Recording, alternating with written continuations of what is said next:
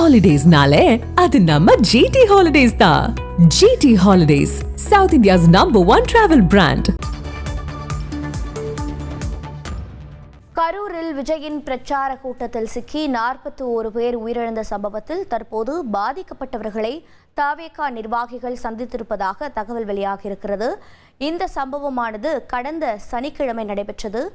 தற்போது ஒரு வாரம் காலமாக இன்று சனிக்கிழமை இன்றைய தினம் அவர்கள் பாதிக்கப்பட்டவர்களை சந்தித்திருப்பதாக தகவல் கிடைத்திருக்கிறது. மேலும் விவரங்களை செய்தியாளர் மணிகண்டன் வழங்கிட கேட்கலாம். மணிகண்டன் வணக்கம். தவேகா நிர்வாகிகள் பாதிக்கப்பட்டவர்களை சந்தித்ததின் பின்னணி என்ன, தகவல்களை பதிவு பண்ணுங்க. வணக்கம். கரூரில் கடந்த 27ஆம் தேதி நடைபெற்ற தமிழக வெற்றி கழகத்தின் தலைவர் விஜயின் தேர்தல் பிரச்சாரத்தில் கூட்ட நெரிசலில் சிக்கி 41 பேர் உயிரிழந்தனர். இதில் நூற்றுக்கணக்கானோர் காயமடைந்து பாதிப்படைந்தனர்.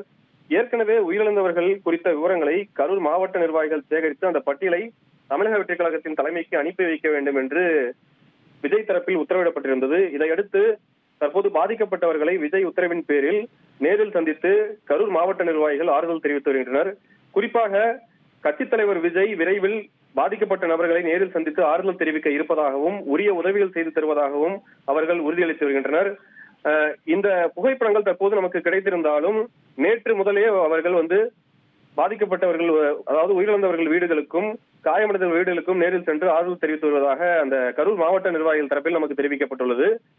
மேலும் கடந்த சனிக்கிழமை நடைபெற்ற இந்த கூட்டத்தில் உயிரிழந்தவர்கள் வீடுகளுக்கு தற்போது ஒரு வாரம் கழித்து இன்று சனிக்கிழமை அவர்களை சந்தித்து நேரில் ஆறுதல் தெரிவித்து வருகின்றனர். கரூர் துயர சம்பவத்தில் பாதிக்கப்பட்டவர்களை தவேகா நிர்வாகிகள் சந்தித்து அவர்களுக்கு ஆறுதல் தெரிவித்ததாக தகவல் கிடைத்திருக்கிறது. தகவல்களுக்கு நன்றி மணிகண்டன். Holidays-nale, அது நம்ம GT Holidays தான். GT Holidays, South India's #1 travel brand.